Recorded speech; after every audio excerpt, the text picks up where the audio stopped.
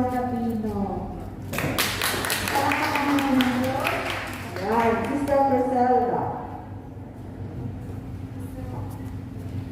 Magandang umaga po sa ating lahat. Ibabalik ko lang po ang paborit para sa ating Yahweh El Shaddai. This coming sa susunod po na Sabado. Salamat sa pagbabala at makakapagbakasyon din. Kita-kits po sa susunod na December na po. Maraming salamat po. God be the glory. In Jesus' mighty name, Amen. Amen. Glory to God. Talaga po marami na po nagsisiwian para magbakasyon. Enjoy po ang ating mga holiday. Ayan. At ang susunod po, walang iba kundi si Sister Michelle. Michelle Aswan. Thank you, Sise. May pangkong.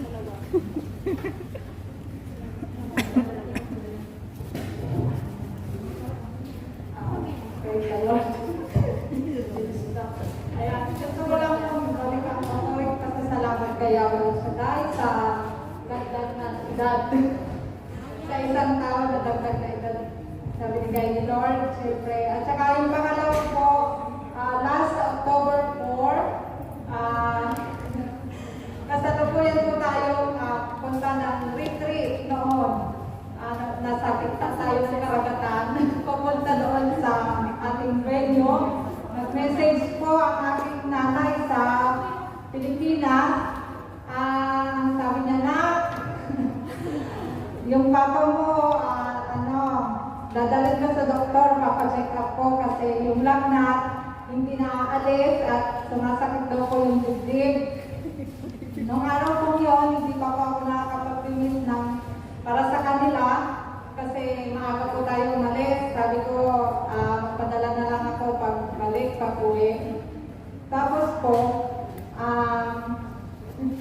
sabi ko doon sa kapatid ko, kung may laman yung alipin niya, itap wala daw laman, praise the Lord. Ngayon po, sabi ko kay Lord, papunta ako sa retreat mo po. Ikaw na po, bahala sa tatay ko, sabi ko gano'n, habang naglalakad po tayo papunta sa venue. Ngayon po,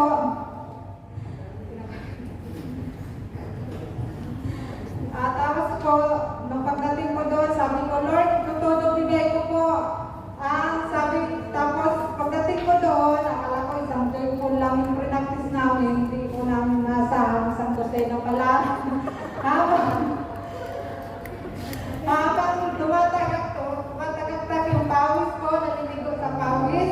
Ang tatay ko naman po, talaga namang todo pawis din daw po. Sabi ng nanay ko, talagang nawala yung lagnat niya, tapos hindi na siya pina-check up kasi nawala na rin po yung nawala na yung lagnat at saka yung pananakit ng bibig. Kaya maraming salamat kay Lord sa kagalingan ng aking tatay.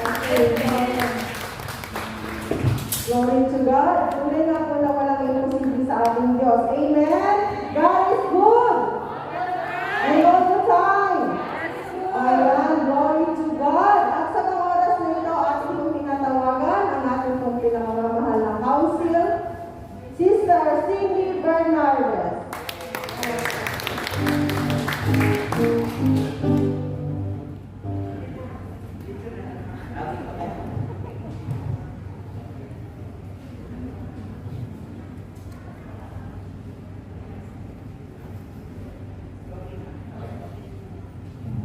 Papuri po sa ating Diyos na buhay. Ayan, hallelujah, Jesus.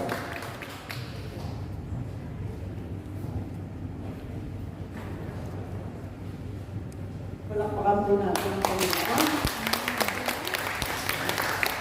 Nais ko po magulog ang papuri at pasasalamat sa ating Panginoon sa kagalingan na tinagkaloob niya sa akin at kay Brother Husband. Amen. Amen. Si Brother Husband po ay lalabas na sa Friday. Glory to God. At maraming salamat din po sa inyo na mga nanalangin sa amin. Thank you very much, Lord, na ang magbabalik sa inyo ng kabutihang loob ninyo. Amen po. Ako po ay na-hospital din ng 4 na araw. At pinick up po ako ng ambulance sa bahay namin dahil noong Sabado po, napapunta ako rito, ay nung nagdadala ako ng body after na naligo po, biglang lumagutog po yung aking tuhod. Kasi po, ako po ay nag-apilo pero hindi ko po pinansin dahil wala namang sakit. Nung nasa office na po ako sa Tinhaw, ay naramdaman ko na parang hirap ako lumakad. Sabi ko kay Brother Medeng, naku, may arthritis na yata ako, paano yan, mag-aalaga pa naman ako kay Brother Bobby. And then tiniis ko po, and then kinabukasan nga, na ako'y naligo, biglang sa lagutong nung tuhod ko na yon, ako po ay hindi na nakatayo at ako ay akay-akay na nung aming kasama sa bahay na hiniga niya ako sa bed at hindi na po talaga ako makatayo. Ubod po ng sakit. So pinick up po ako ng ambulansya at 4 na araw din po ako sa ospital na nagtiis ng sakit. Pero sabi nga po doon sa ating kanta kanina, all the pains and trials is just our stepping stone. Amen. Glory to God. So, sabi ko kay Brother Husband, pareho tayo nasa ospital ngayon, pero mas class yung ospital mo. Pero pareho pa rin tayo nag-report, kaya cheer up lang. Amen. So, pinarana sa akin ng Panginoon na sa kabila nga po pala ng mga pagsubok na gano'n, ano masakit ang ating dinanas naramdaman, eh may galak pa rin sa puso. Alam po ninyo, kita-kita ko ang mga provisyon ng Panginoon. Sipin po ninyo, nasa ospital ako, pero pinakita sa akin ng Lord na nariyan siyang nagkikare. Ang daming nurse na nag-a-attend, ang mabait nila, sawa sa pagkain. Si Brother Bobby sa Heaven of Hope Hospital, napakaganda doon. May robot pang nag-a-assist sa kanya. Kasi yung hospital ngayon is a new hospital.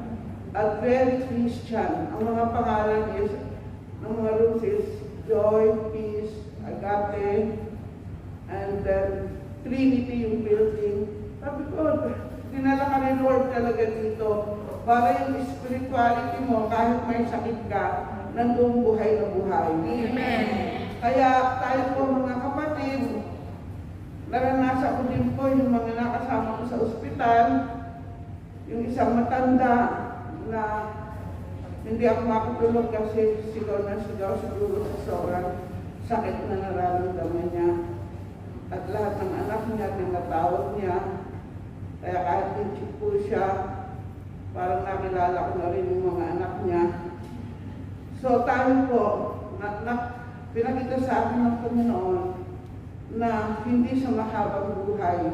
Mahabang buhay nga kung may sakit naman tayo na naghihirap yung pamilya sa pag-aalaga. Ang pinakamainam, ipagkaloob natin sa Panginoon ng lahat kung hanggang sa ang buhay na ipagkakaloob. Basta tayo, ang mahalaga is sa huling sandali man ng ating buhay, kasama natin si Lord. Amen. Hallelujah. At nakalaan ang ating puso, at tatanggapin talaga natin ng Panginoon ng hanggan. Hindi tayo pababayaan ng Panginoon. Yung isang Pilipinang nakasabay ko, umiiyak din. Hirap daw ng mga ospital ng walang pamilya.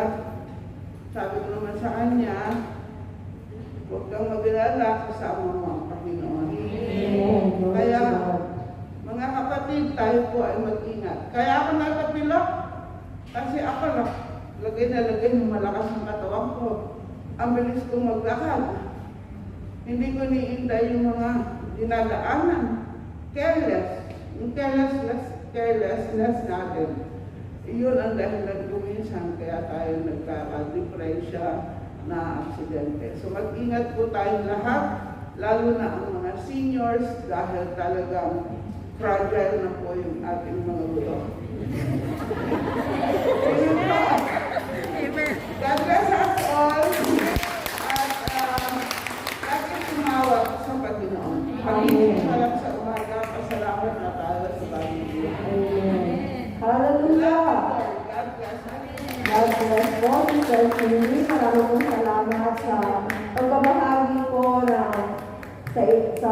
sa mga nagdaang 2 linggo po. Tunay na napakabuti po ng Diyos. Amen.